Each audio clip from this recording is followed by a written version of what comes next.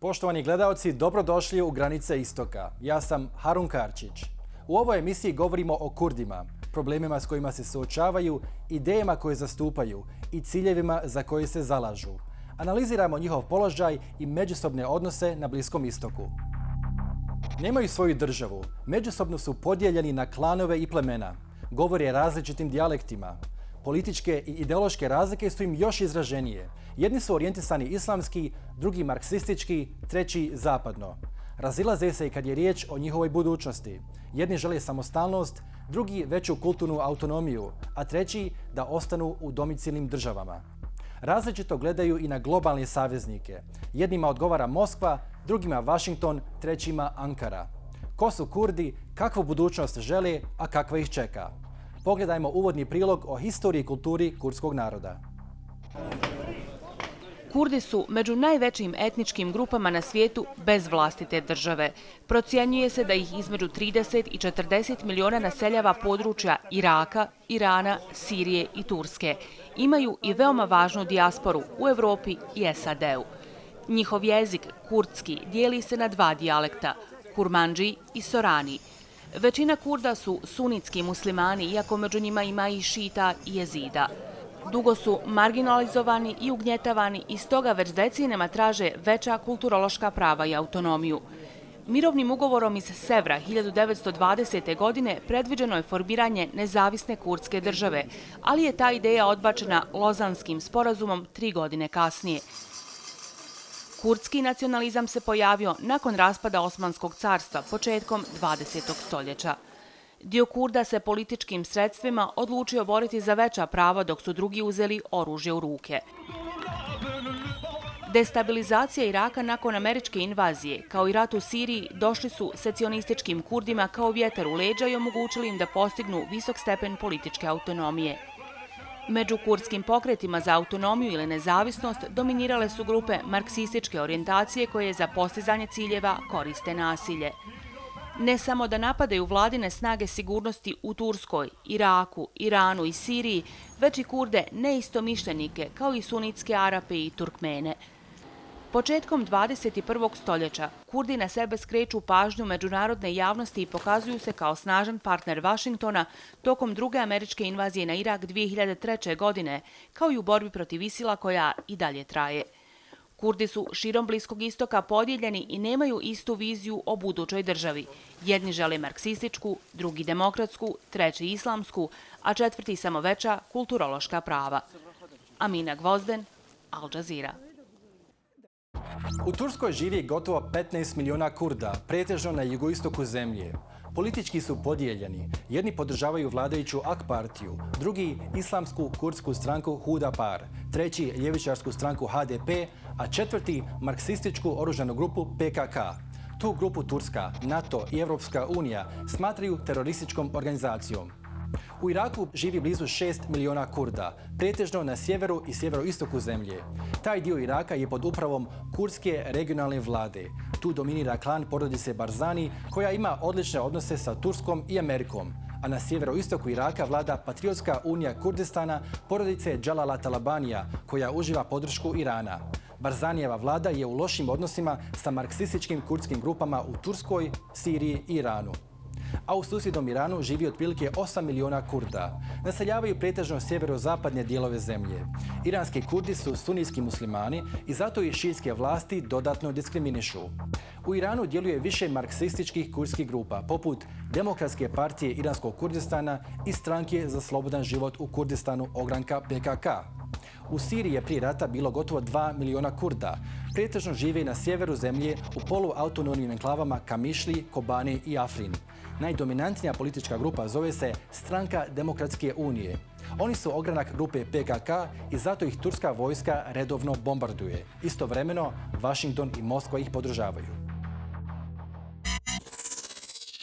Iako jedinice narodne zaštite uživaju podršku Washingtona i Moskve, organizacije za ljudska prava ih optužuju da provode etničko čišćenje i ratne zločine nad sunitskim Arapima i Turkmenima. Govoreći o kurdskoj autonomnoj administraciji na sjeveru Sirije, Amnesty International je u jednom ranijem izvještaju naveo da u borbi protiv ISIL-a autonomna administracija je gazila preko svih prava civila koji su se našli na njihovom putu. Vidjeli smo masovna i prisilna protjerivanja ljudi i namjerno uništavanje civilnih objekata. Izvještaj otkriva dokaze o namjernom i koordiniranom planu da se kolektivno kazne civili iz sela koja su prethodno bila pod kontrolom grupe ISIL ili u kojima se vjerovalo da je manji broj ljudi podržavao tu grupu.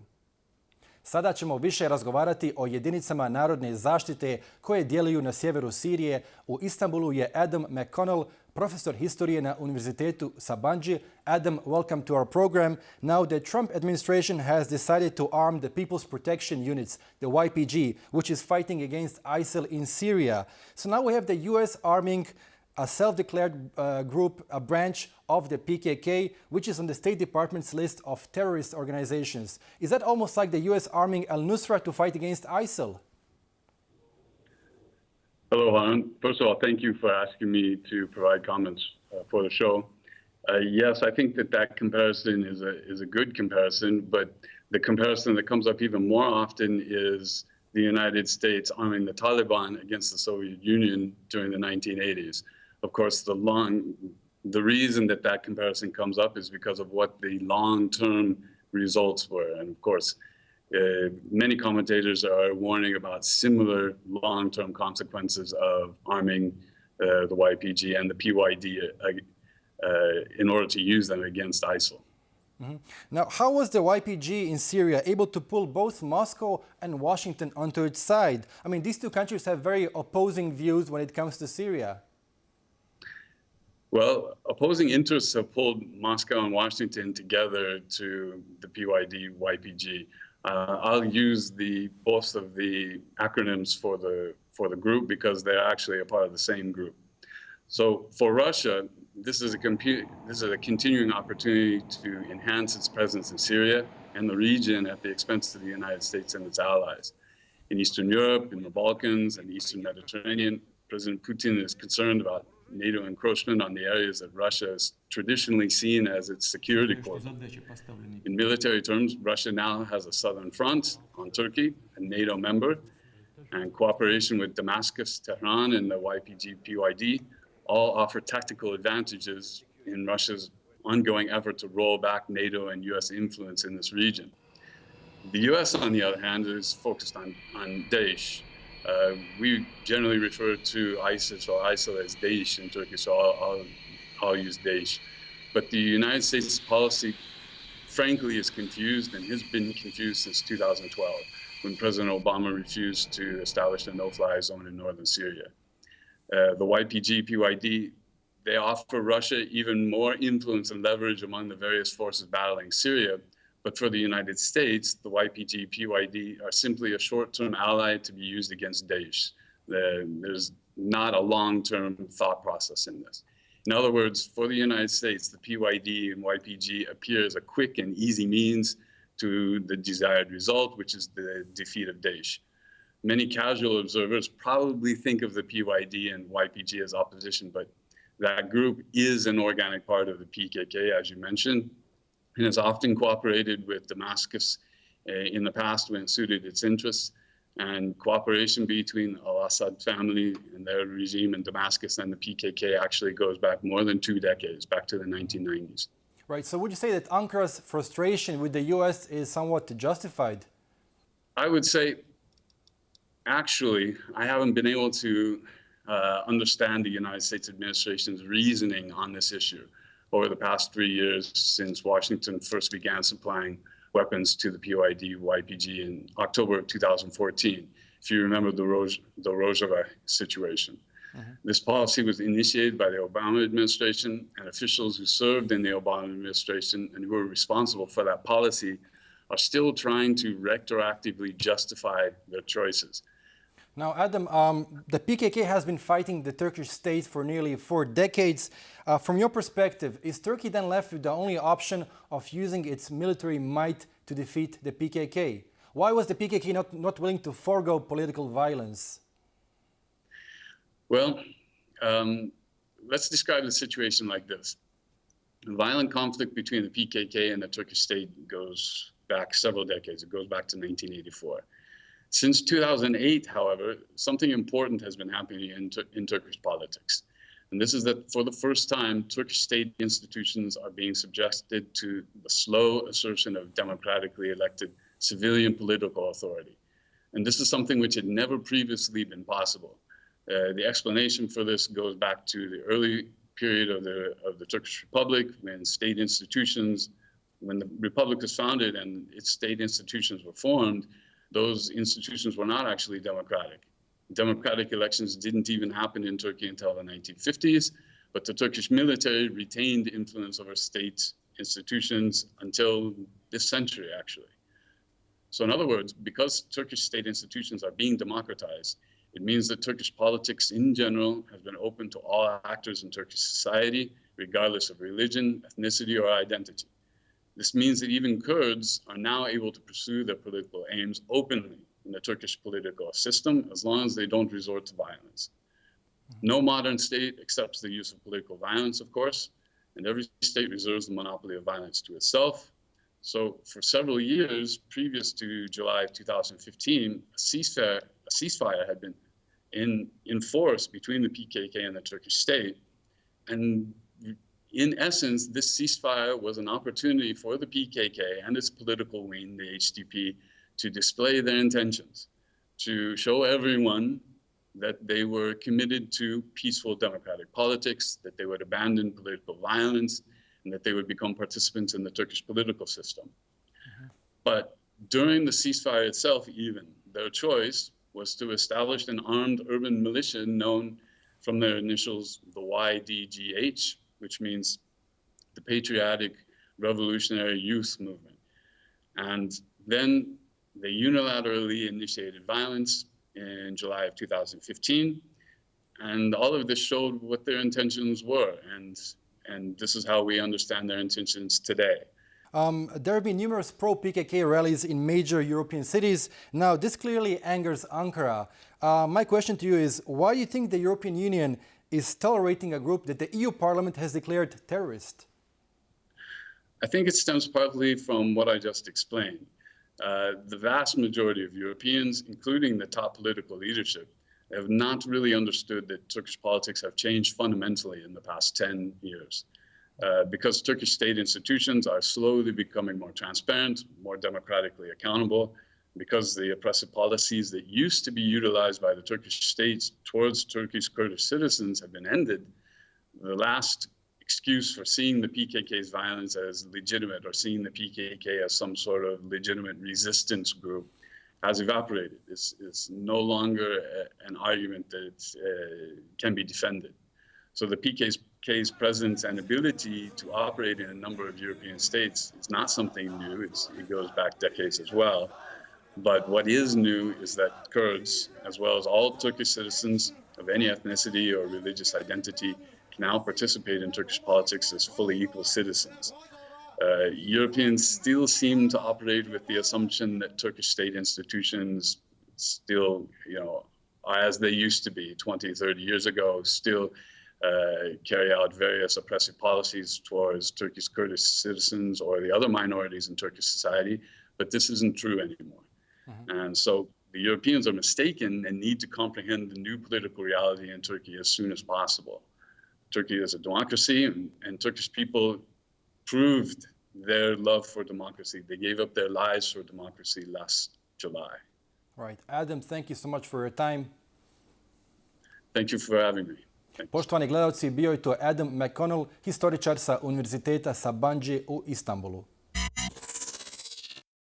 Jedina teritorija koja je trenutno pod čvrstom političkom i vojnom kontrolom Kurda je područje sjevernog Iraka poznato kao regionalna vlada Kurdistana koja kontroliše gotovo 9,5% ukupne teritorije Iraka. Ta je regija pod čvrstom kontrolom Mesuda Barzanija i njegove porodice. Imaju svoju vladu, parlament, predsjednika i samostalnu administraciju. Procjenjuje se da imaju 150.000 vojnika, poznatih kao pešmerge. Čak 17% državnog budžeta Iraka ide regionalnoj vladi Kurdistana, što je blizu 18 milijardi dolara. Taj je dio Iraka siromašan kad je riječ o prirodnim resursima. Od 144 milijarde barela dokazanih rezervi nafte u Iraku, u iračkom Kurdistanu su svega 4 milijarde. A grad Kirkuk, koji su Kurdi preuzeli od ISIL-a, ima 9 milijardi barela nafte. Zato ga ne žele vratiti pod upravu Bagdadu, već ga planiraju aneksirati, iako taj grad naseljavaju pretežno sunitski Arapi i Turkmeni. Detaljnije o kurdskim planovima da aneksiraju arapsko-turkmenski grad Kirkuk pojašnjava nam Muhammed Ihsan, bivši regionalni ministar i profesor na Međunarodnom univerzitetu u Erbilu. Professor Ihsan, thank you so much for joining us. Now, the Kurdistan regional government has excellent relations with Turkey, yet when the Kurdish flag was recently flown over Kirkuk, which the Peshmerga liberated from ISIL in 2014, Ankara was furious. Now, why is Kirkuk so important to the Kurdistan regional government? Thank you for this interview. Kirkuk, it has very great place in Kurdish equation for peace and stability in Iraq and in the area as well, because Kirkuk was the source of a lot of conflicts between Kurds and Iraqi government during Saddam Hussein's time and even before that. This is why Kirkuk represents for Kurds dignity and history and heritage, because Kurdish leadership since before 1991, they sacrificed two of their main revolution for the Kirkuk. Imagine if Kirkuk had a place and settled between Kurds and Baghdad, we had no chances to go for Algeria. Iraq had no chances to sign Algeria accord with Iran. Iraq had no chances to engage themselves in 8 years war. Iraq had no chances to invade Kuwait. This is why I think Kirkuk is very important for Iraq and for Kurdistan.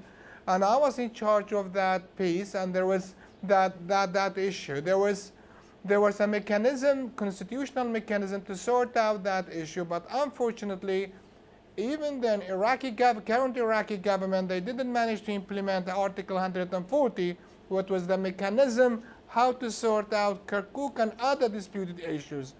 Unfortunately, Ankara, sometimes they look at the Kirkuk issue as an interest for them because of Turkmen's minorities.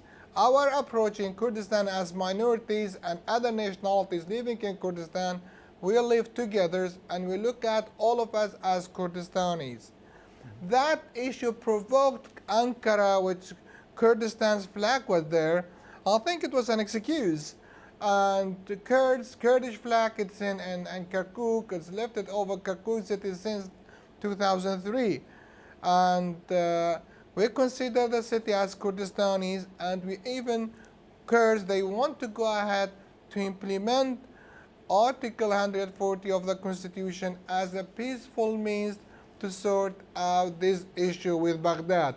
We have issue with Baghdad, not an issue with Ankara. Right, unfortunately, sir. But Ankara is getting advantage of the weak regional system, the way they intervene in some other parts of the region. Mm-hmm. Now, relations among Iraqi Kurds themselves have not been the brightest. The KRG President Masoud Barzani enjoys Ankara's support, while the PUK President Jalal Talabani is close to Tehran. Is this really a workable relationship for the future of Iraqi Kurdistan? I think it's not that clear cut. No, most of the Kurds, we have good relations with Iran and good relations with Turkey as well. Or at least we hope to have a good diplomatic and mature relation with both sides. But sometimes geography means a lot for this equation. KDP side, it's more related to Turkey side, and PUK side, the borders with Iran. I think it's in the interest of both parties and in the interest of all Kurdistanis and two great countries, Turkey and Iran, to have good relation with Kurds of Iraq, because a lot of people try to change history. It's impossible to change geography of the area. Mm-hmm. We are neighbors and we have to live together, but in peaceful coexistence, mature relationship, not as a slave or second-class citizens. Right. Now, the Kurdistan regional government is at ideological odds with the Syrian Kurdish group, the PYD. Yet, when the town of Kobani was under siege by ISIL forces, the KRG sent its Peshmerga fighters to help defend Kobani. Look, I think strategically for Kurds, if Kurds they have good relation with each other in 4 parts of Kurdistan, it will be great. But because of their history, because of the geography, in the past, the Kurdish issues being used as a cards in the regional powers. Now, the majority of the Kurds, they are in general in Syria and in Iraq, in Turkey and Iran, they think that their issue is fragmented. Kurds of Iraq, they are brother with Kurds of Syria, but they are not partner in political business. The same way with Turkey and the same way with Iran. Regarding Kobani, it was a great historical and Kurdish history when Turkey allowed KRG Peshmerga through Turkey, entered Turkey and liberate a city which belongs to Kurds in Syria. And it was a good sample of cooperation. But unfortunately, even now, I think because Ypg or PYW, they belongs to PKK. There is a lot of ideological differences between PKK and KDP or PUK and KRG institutions in general, because we think more. I think we get to the level to think more concentrated on our part of Kurdistan more than other parts of Kurdistan. I think we accepted the equation of fragmentation in Kurdistan more than other Kurdish parties in Syria or in Turkey or in Iran. Now talk us through the KRG's relations with Marxist Kurdish groups in Iran, such as the PJAK. Does the KRG support the PJAK and their fight against the Iranian regime? Look, I don't think that the KRG supports any Kurdish parties who works against Turkey or Iran or Syria, because the policy in KRG, I've heard so many times from key members of KRG. We want to be a key of stability in the area, not key of disturbance to the area. But it might be some political parties who performs or has bases in Iraqi Kurdistan or in southern Kurdistan. They have relation with PJAK or PJAK, and which they fight against is Iranian authorities. I personally don't think that's going to be a good achievement for peace and stability, or for Kurds, or even for KRG, to support any Kurdish group who works or who fight against Turkey or Iran or Syria, if we want to approve to be a key of settlement or peace in the region. Now, despite all the differences among the various Kurdish groups in the region, do you see an independent Kurdish state as still a far-fetched dream? I think what you mean by independent Kurdish states is, if we are talking about big Kurdistan, 4 parts to be united, is dream, and we need another 100 years to achieve that dream. But I think the chances for having independent Kurdistan in Iraq, or it might be in near future in Syria, and some sort of self-governing federation, decentralization in Syria, and independent Kurdistan, it's near and it's no more a dream. Because the Kurds, they should play the card well, they should get advantage of what's going on in the area. Before, they had nationalists without nationalism, at the time when people talking about democracy without democrat. Now they have democrat with democracy, nationalist with nationalism in Iraq. Mainly in Iraqi Kurdistan, they have a great chance to go for a referendum in a peaceful way, then declare their independence. And I think it's going to be more helpful for Iraq, Syria, Turkey, and economically and socially and politically for the area. Right, Professor, thank you so much for your time. Duboke podjele, ali i interesi regionalnih i svjetskih sila diktirat će budućnost kurdskog naroda i njihovu želju da osnuju nezavisan Kurdistan. Turska, Sirija, Irak i Iran oštro se protive odcepljenju kurdskih regija. Ipak, Geopolitičke okolnosti i raspadanje država poput Iraka i Sirije došli su Kurdima kao vjetar u leđa i omogućili im veću političku autonomiju, a vjerovatno će odrediti i daljnji razvoj situacije. Bilo je to sve u ovom izdanju emisije Granice Istoka. Cijelu emisiju možete gledati na našem web portalu aljazeera.net/Balkans. Hvala na pažnji.